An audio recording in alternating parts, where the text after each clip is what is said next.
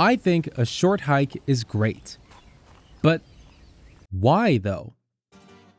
That is a question I was trying to figure out after playing through this game for what I'm pretty sure is the 5th time. I mean, there's the atmosphere, the characters, the gameplay, the music, all of it's amazing. But there's something else, something smaller, but still significant. It's the way it uses contrast. Contrast is used in so many ways in so many pieces of media. But for this video, I just want to talk about 3 specific goals a short hike accomplishes by using it. So, let me ramble for a bit. This video is going to be a little more analytical and low-key, but I'll do my best to make it entertaining. I really do think this is cool, and by the end of this, I hope you'll think so too. Alright, let's set up a foundation. In a short hike, you play as Claire, this bluebird. To beat the game, all you have to do is have her climb to the top of this mountain. I'll get into more story details later, don't worry. Oh, and for a quick refresher on what contrast is, let me show you something I made. Hi there, welcome to what happens when the uncontrollable urge to make a PowerPoint presentation completely takes over my body. The definition of contrast varies slightly depending on what medium you're talking about, but the one that works best here is, quote, the difference or degree of difference between things having similar or comparable natures. So for example, Mario and Luigi are similar at their core, but very different in a lot of ways. They're a good example of contrast, and typically, creating strong differences between 2 similar things is done to produce some kind of effect. You get it. I'm assuming this is nothing insane. PowerPoint over. Alright, foundation set up. Let's talk about people. For most of the hike, everyone Claire meets is extremely pleasant and earnest. For example, this is Avery. She loves racing, and she's on a quest to become, in her words, the parkour racing master. I don't fully get what that means, but hell yeah girl, go for it. So naturally, she challenges Claire to a race, and when Claire beats her, she opens up a bit.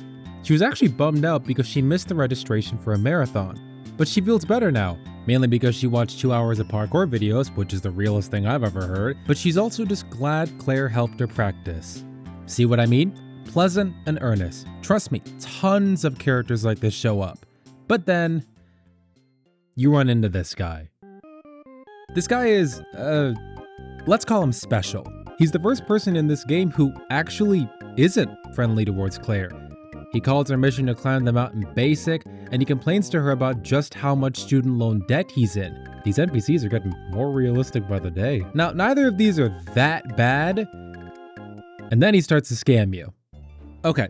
For context, to climb the mountain, you need golden feathers. They serve as stamina. You can buy them from 2 places, the visitor center and him. The visitor center charges 40 coins per feather. This guy, on the other hand, charges 100 coins. And I'll do it with a smile too. And here's the kicker, right? The visitor center only sells 2 golden feathers. Why? He, in a move that is unfortunately kinda brilliant, bought out all the inventory. You really just don't like anyone having fun, huh? So not only is he charging you over double the price for something important, but if you want to buy more than 2 golden feathers, which in case you're wondering, yeah, you probably do, you have to buy it from him. Let this be a lesson, guys. Cheaters never prosper. Except for when it comes to scamming tourists, then I guess they do just fine. So this guy is very different from what we're used to, which I think is on purpose. He stands right before the hardest area of the game. That then begs the question, how do you communicate to the player that things are going to get more difficult in a way that's meaningful, but also subtle? Well, why not send the first person that's genuinely negative towards Claire? The player is used to dealing with nice people, so this sudden change, this contrast, will throw them off. Now, they know that the game is changing, and maybe not in a friendly way. This is the first goal contrast accomplishes, sending a message. And this type of contrast shows up in other places too. Check this out. In the beginning area, this sign says that you might need golden feathers to complete Hawk Peak Trail. The next time, and last time, the game does this is right before, again, the hardest area of the hike. This sign says at least 7 golden feathers are required to complete the hike. You see the difference in language, right? The sign's practically yelling at you in the second case. It's just like before. The contrast highlights how everything is changing. It sends a message about how serious everything is gonna get now. But the contrast isn't always just used for this. Look at the main colors you see from most of the hike. We got greens and browns, blues and yellows. The world is bright and vibrant. The gameplay is inviting too. Stamina is very easy to replenish. Just stand still or move slowly on the ground. It's all just so welcoming and warm. And then you walk past this guy, climb up this wall, and all of a sudden, this is it, the hardest and final area. There's some green and brown, but it's mostly pure white, darker blue, and gray. Claire can no longer replenish her stamina by the usual methods because her feathers freeze. She has to go out of her way to find something to warm her body. It's quite the change, and you have to wonder, what does the contrast here actually do? Well, let me ask you a question. How does Claire feel right now? Shocked. She's shocked because she didn't expect it to be this cold. But guess what? You're here too, and I think it's safe to assume that you're also shocked. For two reasons mainly. Unless you spoiled yourself, you didn't know that 1, the environment would change this much because literally no one mentions the snow, and 2, the gameplay would change this much. The contrast in gameplay and environment blindsides you, in other words. In this moment, you feel what Claire feels. It's simple, true, but effective. This is the second goal contrast accomplishes, making emotions resonate. And this type of contrast isn't just in the environment and gameplay. No. It's in the story too. Claire is climbing this entire mountain just to get cell reception. She's very anxious because she's expecting a call, and there's no reception where she's staying. So Aunt May, her caretaker, tells her to go to the only place with reception, the peak of the mountain. She doesn't really want to, but she goes anyway. Here's the thing though. We don't know what about the call is making her so worried. Claire refers to it as the thing, and Aunt May says that she forgot about that and that she shouldn't worry about it. So because of that, when I first read this conversation, I was inclined not to worry about it. Claire was nervous, true, but they were so casual about it. The next time this topic comes up is at the very end. Claire has reached the peak, and she finally gets reception. She gets a call, and it's from her mom. Turns out, Claire was anxious because she didn't know how her mom's surgery went. Claire's scaling a whole mountain just so she can talk to her mom. Calling that heartwarming honestly feels like a massive understatement. But this conversation, man, it catches you off guard, right? It's way more serious than the first one. This thing that Claire was so worried about is finally named, and that gives it such a powerful weight. Claire talks about how much she needs her mom and how worried she was. It's all very real. But what does the contrast between these two conversations do?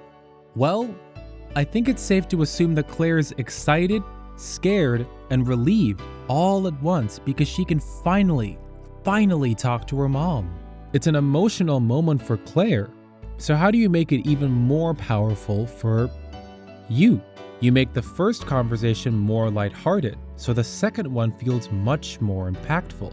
If Claire's chat with Aunt May was just as serious, I don't think this moment would have felt as strong, because you were primed to expect something heavy. Again, the contrast blindsides you. Like Claire, you're hit with all of this new information and emotion. I think the surprising nature of this contrast is what helps to move the player, and ultimately, make them feel what Claire feels. So, after all that, what about the last goal? I only have one example, but I think it's exactly what I need. It's right in the intro. At the beginning of the game, it's revealed that Claire lives in a city, but now she's going to be in Hawk Peak for the whole summer. These two worlds that Claire inhabits, the modern city and natural Hawk Peak, they couldn't be any more different. But because of that, I think things end up working out better than she thought. You see, Hawk Peak is both upbeat and calm, lively and quiet. Like I mentioned earlier, it's full of open, honest, and friendly people. There's the guy that info dumps about a really interesting fantasy novel, the lady that makes and sells sun hats, the rock climbing club, genuinely the coolest NPC ever, the kids playing beach stick ball, which is just volleyball but better in every conceivable way. This place is bursting with life. But it also has so many peaceful places. The lonesome peak of the mysterious island, the windy field of golden flowers, the cemetery in the rain. Claire has seen so much by the end. She's done something entirely new, something she initially didn't really want to do. And she's made so many new memories along the way. She's grown. This couldn't have happened without contrast, without Claire going into this new, unfamiliar world. And in a way, this teaches us something too. I think the game is trying to say that sometimes, if we're struggling, by putting ourselves in a new environment, something different from what we're used to, we can grow.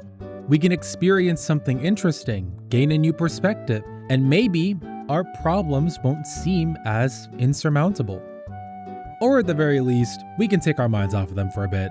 And look, I am no self-improvement or philosophy YouTuber, far from it. This is not a magic wand fix-everything solution and is way easier said than done for a lot of people. But contrast is powerful, and I think the game's trying to let us know that in some cases, it can help.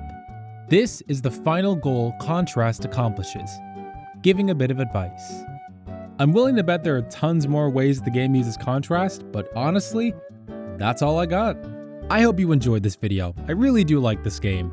And if you like what you saw, go try it out for yourself. Trust me, some very well-spoken people have already talked about how cool it is. Anyway, as of recording, Deltarune comes out in less than a day, so I'm gonna go wait for that. Don't forget to give me feedback. And as always, take care.